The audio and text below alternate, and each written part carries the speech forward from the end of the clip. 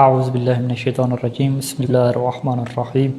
الحمدللہ رب العالمین والصلاة والسلام علی محمد وآلہ اجمعین واللعنۃ الدائمۃ علی اعداء محمد وآل محمد اما بعد وفقنا اللہ وإیاکم للعلم والعمل الصالحین انشاءاللہ تعالی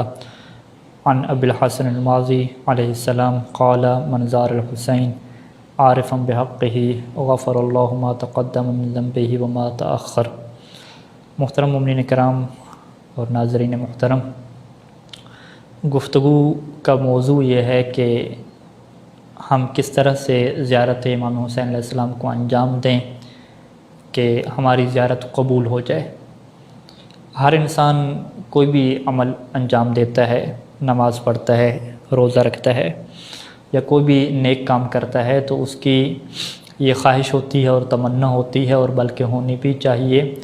کہ وہ اس بات کا یقین حاصل کرنے کی کوشش کرے کہ اس کا یہ عمل قبول ہوا ہے اور اللہ نے اس عمل کو قبول کر لیا ہے۔ یہاں پہ 3 شرائط جو ہیں وہ اہم ہیں قبولیت کی۔ ان میں سے پہلی کا نام معرفت امام حسین ہے، دوسری شرط کا نام اخلاص ہے اور تیسری شرط کا نام تقوی ہے۔ یہ 3 اہم شروط ہیں، ان کے اوپر انشاءاللہ ہم گفتگو کریں گے تفصیل سے، لیکن سب سے پہلے جو مقدماتی طور پہ ہے وہ 2 اہم سوالات ہیں اور 2 اہم چیزیں ہیں کہ جس کی وضاحت ضروری ہے۔ سب سے پہلے تو یہ ہے کہ کیا انسان کوئی بھی عبادت انجام دے، چاہے وہ زیارت امام حسین علیہ السلام ہو کہ جسے روایات میں افضل الاعمال سے تعبیر کیا گیا ہے، یا زیارت امام حسین علیہ السلام کے علاوہ کوئی بھی نیک عمل ہو،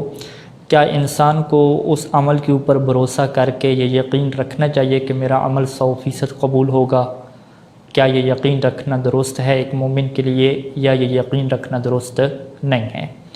اگر ہم روایات اہل بیت علیہم السلام کی طرف جائیں تو وہاں پہ ہمیں اس بات کی مذمت ملتی ہے کہ کوئی انسان 100% اپنے عمل کے اوپر بھروسہ کر لے اور یہ یقین رکھ لے کہ میرا عمل تو یقیناً کیا قبول ہو گیا ہے۔ 100% انسان اور مومن کے لیے اپنے عمل کے اوپر بھروسہ کرنا اور یقین رکھنا اس کی روایات میں مذمت آئی ہے، اور احادیث کی کتب میں پورے باب اس باب کے اوپر اور اس موضوع کے اوپر باندھے گئے ہیں کہ ایک مومن کے لیے یہ ضروری ہے اور ایک مومن کی یہ نشانی ہے کہ وہ ہمیشہ رجا اور خوف کے اندر رہتا ہے۔ رجا یعنی اللہ سے امید بھی رکھتا ہے کہ اللہ اس کے اعمال کو قبول کرے گا، اور پھر خوف کی حالت میں بھی رہتا ہے۔ اور انہی ابواب کی روایات میں سے چند ایک روایات میں یہ بات بھی موجود ہے کہ جس میں امام علیہ السلام نے یہ فرمایا تھا کہ اگر کوئی انسان ثقلین یعنی جن و انس جتنی نیکیاں بھی انجام دے تو پھر بھی اس کے دل میں خوف رہنا چاہیے، وہ اللہ کے عذاب سے کبھی بھی اپنے آپ کو محفوظ نہ سمجھے۔ اور اگر کوئی ایک ایسا انسان ہو کہ جو مکمل طور پہ گناہ انجام دے اور ثقلین جتنے گناہ انجام دے یعنی تمام جن و انس کے گناہ وہ انسان انجام دے تو پھر بھی اس کے دل میں امید اور رجا رہنی چاہیے کہ اللہ کی رحمت اسی بھی شامل حال ہو سکتی ہے اور وہ مایوس نہ ہو۔ لہذا جو نیک عمل کر رہا ہے اس سے بھی یہ نہیں کہا کہ تم بھی 100% اللہ کے عذاب سے محفوظ ہو جاؤ اور یقین کر لو کہ میرے عمل تو قبول ہیں، اس سے بھی کہا کہ تمہیں بھی خوف کی حالت میں رہنا ہے اور رجا یعنی ایک امید رکھنی ہے، اللہ سے اچھا ظن رکھنا ہے، یقین کی وہاں پہ بھی بات نہیں ہے۔ اور جو گناہگار انسان ہیں انہیں بھی منع کیا کہ تم بھی اللہ سے مایوس نہ ہو جاؤ، تمہیں بھی اللہ کے اوپر امید رکھنی ہے۔ تو یہ کیا مومن کی خاص نشانی ہے۔ اور اسی طریقے سے روایات ہیں کہ المؤمن لا یتکل علی عملہ، کہ مومن تو وہ ہوتا ہے کہ جو اپنے عمل کے اوپر بھروسہ نہیں کرتا۔ اس روایت کے اندر امام علیہ السلام یہ فرماتے ہیں کہ اگر کوئی انسان ایسا ہے کہ جو اپنی تمام عمر کو تکلیف میں ڈالتا ہے اور اپنی تمام زندگی اللہ کی عبادت میں گزار دیتا ہے، پھر بھی اس کے لیے یہ جائز نہیں ہے کہ وہ اپنے عمل کے اوپر بھروسہ رکھے، بلکہ اس کے لیے ضروری ہے کہ وہ اللہ کی رحمت اور اللہ کے فضل کے اوپر کیا بھروسہ رکھے۔ اس کی وجہ ہمارے سامنے بالکل واضح ہے کہ ہم کسی بھی انسان کے ساتھ اگر کوئی نیکی کرتے ہیں، یعنی ہم اس بات کو سمجھنے کے لیے ہم یہ مثال دے رہے ہیں کہ اگر فرض کریں کہ ایک بڑا انسان ہے اور میں چاہ رہا ہوں کہ میں اس کے ساتھ کیا ہے کوئی اچھا کام کروں اور نیکی کروں،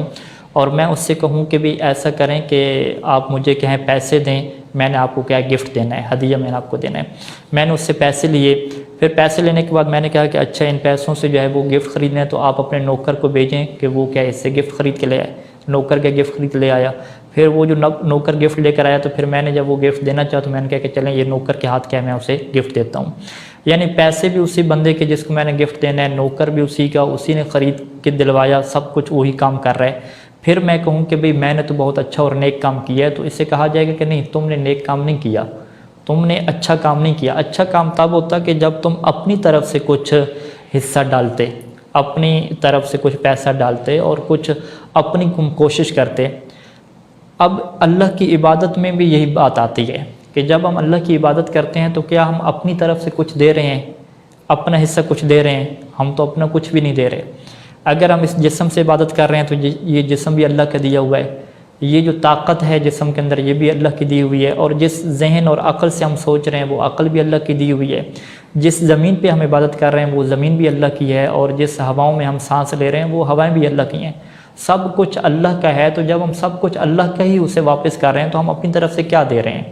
ہم نے تو اپنی طرف سے کچھ بھی نہیں دیا۔ جب ہم نے اپنی طرف سے کچھ بھی نہیں دیا، پھر ہم یہ یقین رکھیں کہ ہم نے بہت کچھ اللہ کو دے دیا اور بہت کچھ ہم نے کیا ہے عبادت کر لیا، عمل کر لیا، اور اسی کے بھروسے کے اوپر رہ جائیں، تو یہ بات درست نہیں ہے۔ عقل انسانی اس بات کی مذمت کرتی ہے، اور قرآن مجید نے واضح کہا ہے کہ تم سب کے سب فقیر ہو، تم اللہ کے محتاج ہو۔ اللہ کی ذات یہ ہے کہ وہ کسی کی محتاج نہیں ہے، وہ غنی مطلق ہے، بے نیاز ہے۔ تو ایک محتاج انسان، ایک فقیر انسان دوسرے کو کیا عطا کرے گا کہ جس کا وہ مکمل طور پہ محتاج ہے؟ تو لہٰذا انسان اپنی عبادت کے اوپر بھروسہ نہ کرے، اپنی عبادت کے اوپر یقین نہ کرے کہ یقینی طور پہ یہ درست ہے اور اللہ کو قبول ہوگی۔ درست ہونے کا یقین تو حاصل ہو سکتا ہے، شرائط کے مطابق انجام دے، لیکن یہی یقین کر لینا کہ یہی قبول ہوگی اور اللہ اسی کے اوپر اسے جنت اور فضل دے گا، اس بات کی جو ہے وہ توقع رکھنے کی مذمت کی گئی ہے، اور مومن کی یہ نشانی ہے کہ وہ ہمیشہ رجا کی کیفیت میں رہتا ہے۔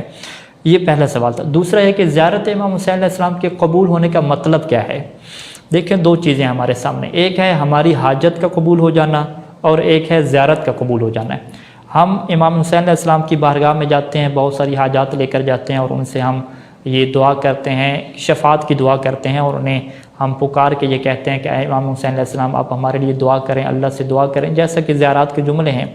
کہ اے امام حسین علیہ السلام میری حاجات ہیں، آپ دعا کریں کہ اللہ میری ان حاجات کو پورا فرمائے۔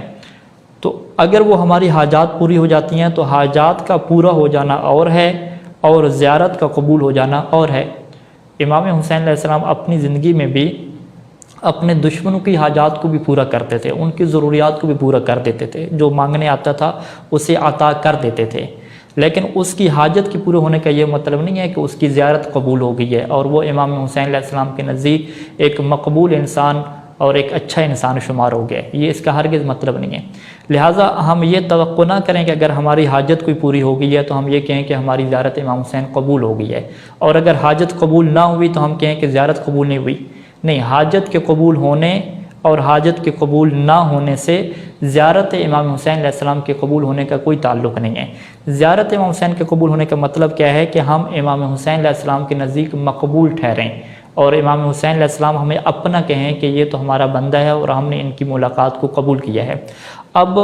یہ دو نکات واضح ہونے کے بعد ہم آتے ہیں ان شرائط کی طرف کہ کون سی ایسی شرائط ہیں کہ جس کے اوپر ہم رجا اور یہ امید رکھ سکتے ہیں کہ انشاءاللہ ہماری زیارت قبول ہوگی اور ہم مولا حسین علیہ السلام کے لیے مقبول مومن ٹھہریں گے، مقبول ان کے محب ٹھہریں گے کہ جنہیں انہوں نے قبول کیا ہوگا اپنی بارگاہ میں۔ حاجات سے قطع نظر، حاجات تو قبول ہوتی رہتی ہیں، نہ بھی ہوں، ان سے زیارت کے قبول ہونے کا کوئی تعلق نہیں ہے۔ تو پہلی چیز ہے وہ معرفت ہے کہ جس سے ہم نے گزشتہ گفتگو میں واضح کیا تھا کہ اہل بیت کی نگاہ میں معرفت کا تعلق عمل سے ہے۔ اگر عمل ساتھ ساتھ ہے تو اسے معرفت کہا جائے گا، اور اگر عمل نہیں ہے تو اسے معرفت بھی نہیں کہا جائے گا، اسے علم بھی نہیں کہا جائے گا، بلکہ ایسے انسان کو مولا امیر المومنین علیہ السلام کی نگاہ میں جاہل سے تعبیر کیا گیا ہے کہ یہ بندہ عالم بھی نہیں ہے، عارف بھی نہیں ہے، بلکہ یہ تو کیا جاہل ہے۔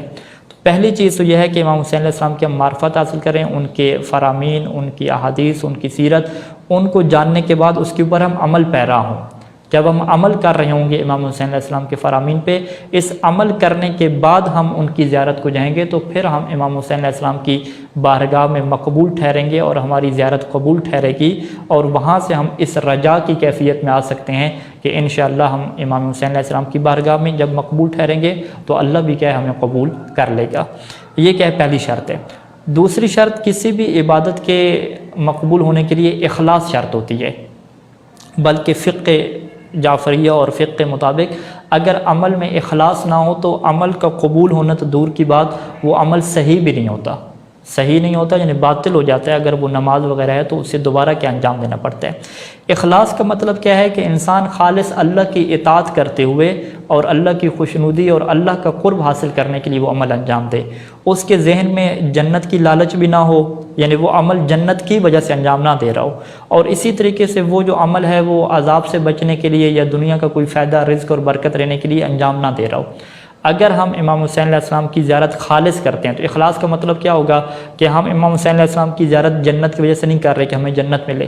ہم امام حسین علیہ السلام کی زیارت اس وجہ سے نہیں کر رہے کہ ہمیں جو ہے وہ عذاب سے نجات مل جائے یا ہمیں دنیا میں کیا رزق اور مال مل جائے اور ہماری عمر لمبی ہو جائے. یہ مقصد ہمارے نہیں ہے، بلکہ مقصد ہمارا ایک ہی ہو کہ ہم اس وجہ سے زیارت کر رہے ہیں تاکہ ہم اللہ کے قریب ہو جائیں اور اللہ کا ہمیں قرب حاصل ہو جائے. تو یہ اخلاص اگر ہوگا تو پھر ہی انسان کا عمل قبول ہوگا. اور قرآن نے واضح کہا ہے کہ مخلصاً لہ الدین، اللہ کو اگر دین چاہیے تو وہ بالکل 100% خالص چاہیے. اور روایات میں موجود ہے کہ اگر آپ کسی بھی چیز کو ساتھ شرک کریں گے اور ساتھ شریک ٹھہرائیں گے، آپ کے مقصد میں شامل ہوگا تو اللہ اس عمل کو قبول نہیں کرے گا، کیونکہ اللہ بہترین شریک ہے. جو آپ نے چیز دی ہے وہ اسی کے لیے کیا چھوڑ جائے گا.